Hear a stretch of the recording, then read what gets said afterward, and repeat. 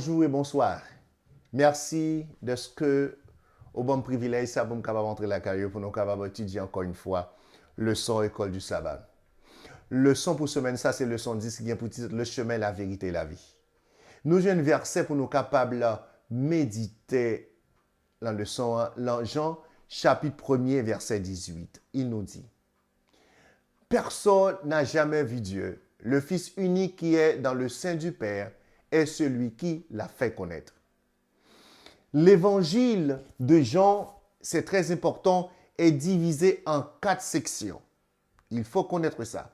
Premièrement, le prologue, le livre des signes, le livre de gloire et le pilogue. 4 éléments qui sont importants.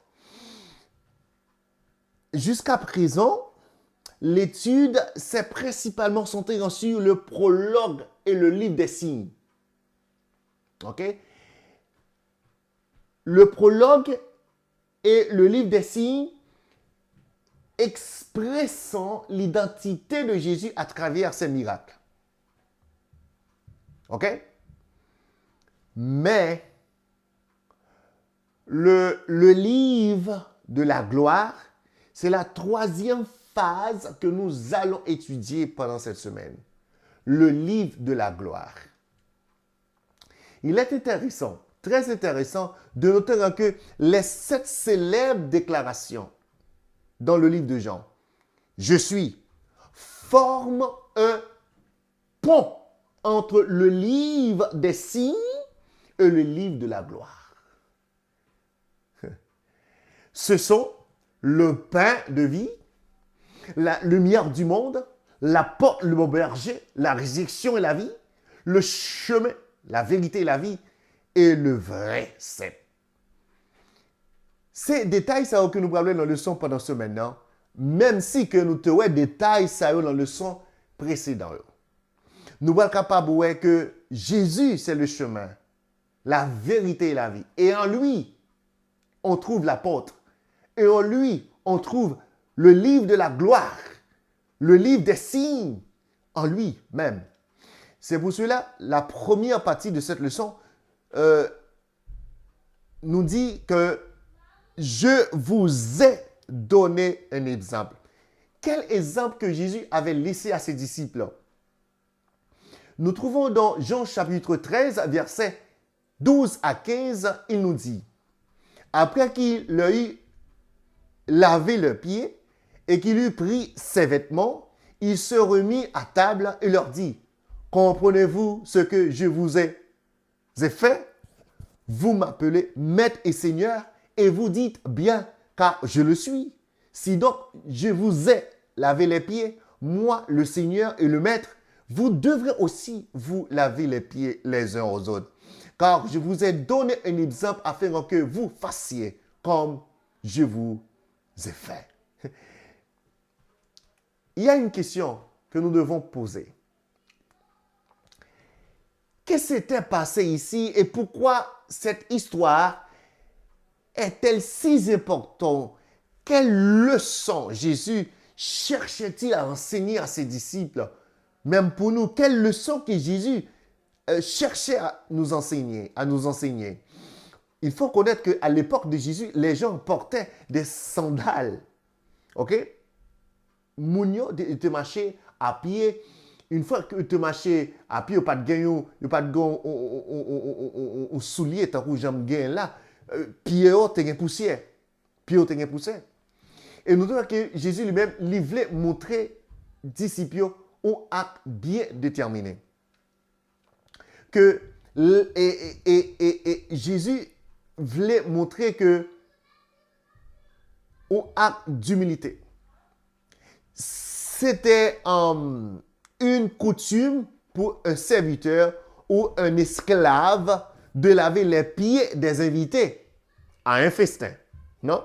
Mais aucun serviteur n'était présent pour cette fonction la nuit où Jésus avait pris son dernier repas avec ses disciples avant son arrestation. À la surprise de tout le monde, Jésus lui-même se leva du souper et leur lavait leurs pieds. Surprise! Les pas ton coutume pour yon ou mettre laver un pied serviteur. Mais Jésus montrait qu'il était venu pour capable enseigner une leçon avec les disciples. Pierre avait refusé de mettre à Jésus de lui laver les pieds. Mais Jésus leur avait dit s'ils ne coopéraient pas, ils n'auraient aucune part dans le royaume des cieux. Après ça, Pierre tendait. Pierre dit comme ça, papa, et pas seulement laver pied, laver tête moins tout. Parce que Pierre a besoin d'entrer dans le ciel là. Pierre voulait vivre avec Jésus. Et monsieur certain, c'est même désir ça ou voulait aller côté Jésus, ou voulait vivre avec Jésus. Et Pierre dit, laver non seulement pied, mais tête moins tout. Mais il faut mettre l'accent, non? L'action de Jésus se rapporte à son identité dans ce événement. Il déclara dans Jean 13, verset 13, qu'il était le maître et le seigneur. Ces titres expriment l'autorité et le pouvoir. Très important. OK? L'autorité et le pouvoir. Pourtant, Jésus enseigne que le pouvoir et l'autorité doivent être utilisés pour le service et non pour l'autoglorification. C'est quoi? C'est pour cela. Ou même qui a autorité, ou même qui a pouvoir, ou doit utiliser pour servir d'autres. Ce n'est pas pour glorifier tête tout. Ce n'est pas pour montrer qui est souillé. Jésus a tout pouvoir pour disciples, tu es capable de laver pied. Mais Jésus montrait que l'autorité et le pouvoir, c'est de servir les uns les autres. Si vous avez pouvoir dans si vous avez autorité dans le monde actuellement là, c'est pour servir d'autres qui ont besoin de ton service. Ton service. D'autres qui ont besoin de ton soutien pour servir. Non pas pour mon servir seulement, mais pour capable de servir d'autres. C'est pour cela, Jésus dit à ses disciples, je reviendrai. Ce n'est pas seulement que vous devez laver pied l'un avec l'autre, mais Jésus a l'espérance de son retour. Il y a une question que nous devons nous poser. Dans quel contexte Jésus avait-il prononcé ces paroles? Quelles paroles? Je reviendrai. Jean chapitre 14, versets 1 à 3 nous dit que votre cœur ne se trouble point. Croyez en Dieu et croyez en moi. Il y a plusieurs demeures dans la maison de mon Père. Si cela ne t'est pas, je vous l'aurais dit. Je vais vous préparer une place. Et lorsque je m'en serai allé et que je vous aurai préparé une place, je reviendrai et je vous prendrai avec moi afin que là où je suis, vous y soyez aussi. Très important. Quelle promesse Jésus a fait à ses disciples et à nous-mêmes. À la fin de chapitre 13, Jésus dit à ses disciples qu'il s'en allait. Mais où? Cela suscita de la part de Pierre une question sur l'endroit où il allait. Où vous allez? Les disciples ne comprenaient pas que Jésus parlait de sa mort, de sa résurrection et de son ascension. Les disciples n'ont pas de pensée avec ça. Les disciples ont gagné une pensée terrestre. Mais Jésus lui-même, il t'a fixé les yeux sur des choses célestes. C'est dans cette contexte que Jésus dit à ses disciples de ne pas laisser le cœur être troublé. Le verbe troubler est traduit au grec tarasso, ce qui signifie troubler, perturber, jeter dans la confusion. Écoute ça. Il n'était pas surprenant que les disciples étaient jetés dans la confusion. Mais ces paroles de Jésus, ils n'ont pas de comprendre parole de Jésus. Il était jeté dans la confusion par ces paroles. Parce que leurs pensées, leurs désirs étaient basés sur des choses de ce monde. Jésus dit, lorsque je m'en serai allé je reviendrai et je vous prendrai avec moi, afin que là où je suis, vous y soyez aussi. C'est une promesse qui vient de Jésus. Jésus vous a donné cette promesse. Il m'a donné cette promesse. Il reviendra. C'est la certitude de son retour. Sur une question, sur quoi se fonde la confiance en cette promesse? Sur quoi? Dans ce verset, reviendrai est en effet au présent grec. Au présent grec, il faut connaître ça. Au présent grec, je reviens. Il s'agit d'un usage du présent en grec appelé le présent futuriste. C'est un événement futur dont on parle avec une telle certitude qu'il est décrit comme s'il était déjà en train de se produire. Ainsi que, il est juste de traduire la phrase par « je reviendrai certainement ». Certainement, je reviendrai. C'est une action présente, mais future. Je reviendrai. Pour qui ça? Même si vous mourrez aujourd'hui, ou tu as accepté Jésus comme sauveur personnel, c'est dans moi, dormi. Et une fois que Jésus finit, vous avez la vie éternelle. C'est pour cela que je reviendrai et je vous prendrai avec moi, afin que là où je suis, vous y soyez aussi. C'est pour cela que Jésus nous dit dans d'autres parties de cette leçon, je suis le chemin, la vérité et la vie. Il est le chemin, la vérité et la vie.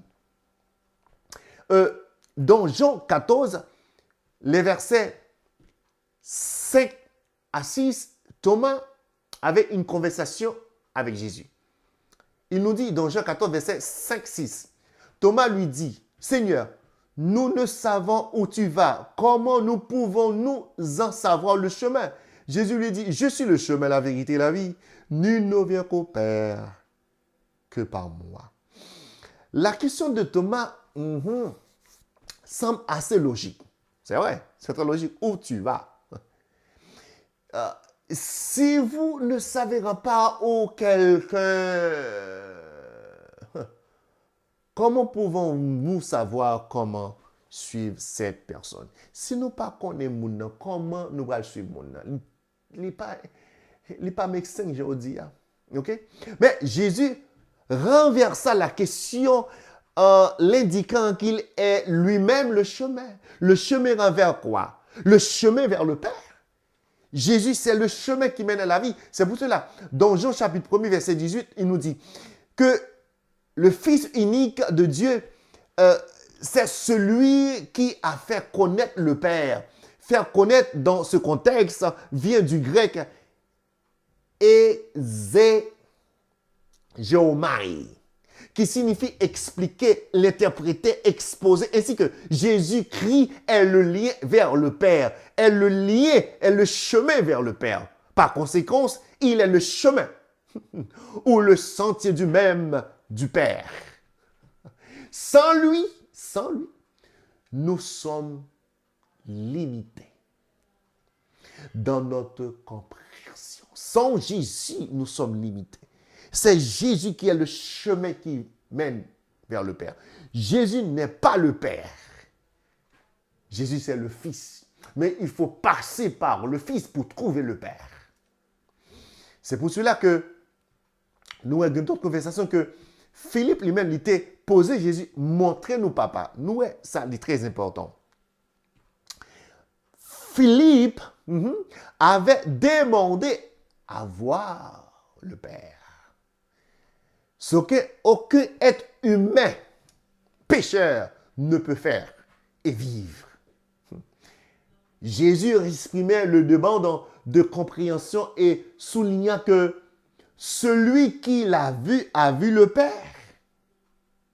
Par conséquent, il est clair que Jésus est le chemin vers le Père. Sans lui, le chemin de vie sombre et incertain. Il est la lumière qui éclaire le chemin vers le Père. Jésus, c'est le chemin qui amène vers le Père. Il faut croire en son sacrifice. Accepte Jésus comme ton sauveur personnel. Et si tu l'acceptes comme ton sauveur personnel, un jour, tu pourras voir le Père. Je suis la vérité. La vérité, nous devrons savoir la vérité. Qui est la vérité? Une question. Comment Jean reliait-il le concept de vérité directement à Jésus? Comment il a fait ça? Nous allons lire 3 textes pour rencontrer, pour avoir la réponse de cette question. 3 textes. Le premier est Jean 1er, versets 14 et 17.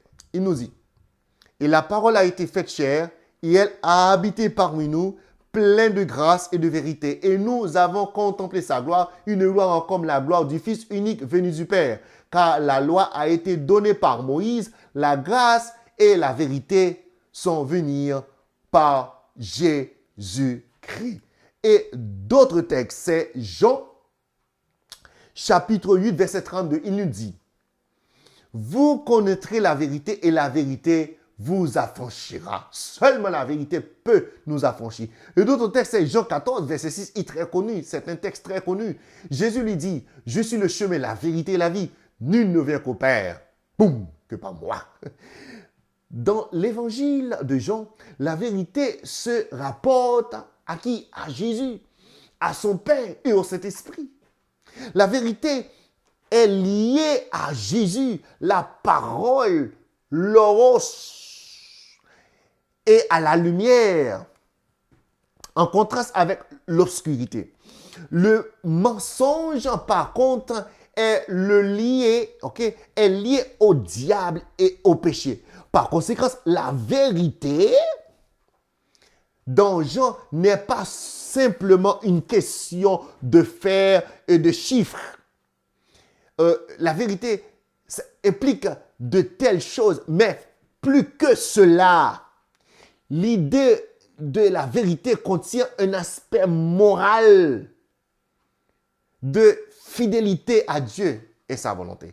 C'est un aspect moral de fidélité, une relation avec Dieu. C'est la vérité. Nombreuses sont ceux qui crient au Dieu vivant et qui soupirent après la présence divine. Les systèmes philosophiques ou les productions littéraires les plus admirables ne sauraient satisfaire le cœur humain. Les affirmations et les inventions de l'homme sont sans valeur. Seule la parole de Dieu doit être aux âmes. Seule la parole de Dieu doit parler au cœur de l'homme. Seule la parole de Dieu. Vous pouvez me présenter la philosophie, votre idée, mais la parole de Dieu, c'est lui qui est la vérité. Écoute, pensez à ce que signifie pour Jésus le fait d'être la vérité. Jésus est le logos, le Verbe qui était avec Dieu dès le commencement et il était, et qu'il était le créateur de tout qui existe. Je suis, dit Jean, son existence n'est soumise à personne ni à quoi que ce soit d'autre, ni à quoi que ce soit d'autre. Rien ne se existe, y compris la connaissance, n'existe en retour, n'existe en dehors de lui. Tout existe en lui. Et tout ce qui existe, qui a été créé, n'a été créé par Jésus et n'existe qu'en lui, car en lui,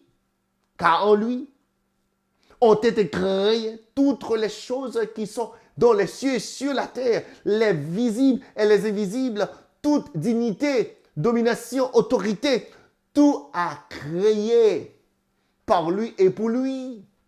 Il est avant toute chose et toute chose subsiste en lui. Jésus est le chemin, la vérité et la vie. Tout a créé par lui et pour lui. Si vous voulez avoir la vie, acceptez Jésus comme votre sauveur personnel. C'est ce que nous dit la leçon. Jésus n'était pas simplement l'incarnation de la vérité. C'est très important pour connaître ça. Hein? C'est très important. Jésus n'était pas l'incarnation de la vérité. Il est la vérité. Jésus est la vérité. C'est pour cela que nous devons croire en Jésus qui est la vérité. Les Écritures et la vérité. Tout au long de l'Évangile, l'Écriture joue un rôle important en nous parlant de celui qui est le chemin, la vérité. Dans Jean chapitre 5, verset 38 à 40, il nous dit ceci. Et sa parole ne demeure point en vous, parce que vous ne croyez pas à celui qu'il a envoyé. Vous sondez les Saintes Écritures parce que vous pensez avoir en elles la vie éternelle. Ce sont elles qui rendent témoignage de moi. Et vous ne voulez pas venir à moi pour avoir la vie. Jésus et ses disciples se référaient maintenant fois aux Écritures pour le présenter en tant que Messie. Christ dit, car si vous croyez Moïse, vous me croyez aussi. Parce Moïse a écrit de moi. Mais si vous ne croyez pas à ses écrits, comment croyez-vous à mes paroles? Mais la Bible n'était pas un manuel. Il faut connaître que la Bible n'est pas un manuel de science. Elle n'explique pas comment diviser l'atome et effectuer une chirurgie cérébrale. Mais elle fait quelque chose d'encore plus important dans notre vie, la parole de Dieu, la Bible. Elle donne le contexte dans lequel notre univers a un sens. C'est la clé qui ouvre la porte, la lumière qui permet de voir. Sans elle, nous serions dans l'ignorance à l'existence de Dieu, de son rôle dans l'univers, de notre propre origine, du sens de la vie et de l'avenir. La Bible, c'est très important dans notre vie. La parole vivifiante. C'est pour cela que les gens ne veulent pas étudier la parole. Ils passent leur temps à d'autres choses. Mais quand vous dédiquez votre temps à étudier la parole, vous trouverez une vie différente. Une vie qui a plein d'espérance. Une vie qui vous attache à Christ. C'est pour cela, moi, je demande pour capable étudier la parole de Dieu, pour connaître qu'il y a d'autres vies qu'en Jésus. Jésus-Christ a la vie. Il faut le chercher, il faut l'accepter comme votre sauveur personnel. J'ai des questions pour vous pour terminer cette leçon.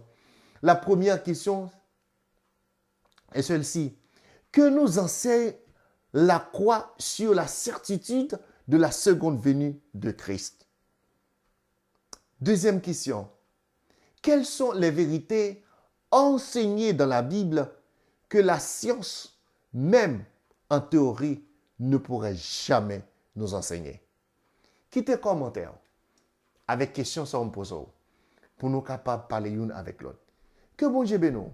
Étudie la parole de Dieu pour capable grandir de jour en jour. Si Dieu le veut, d'après l'autre semaine pour le 11. Bonne journée.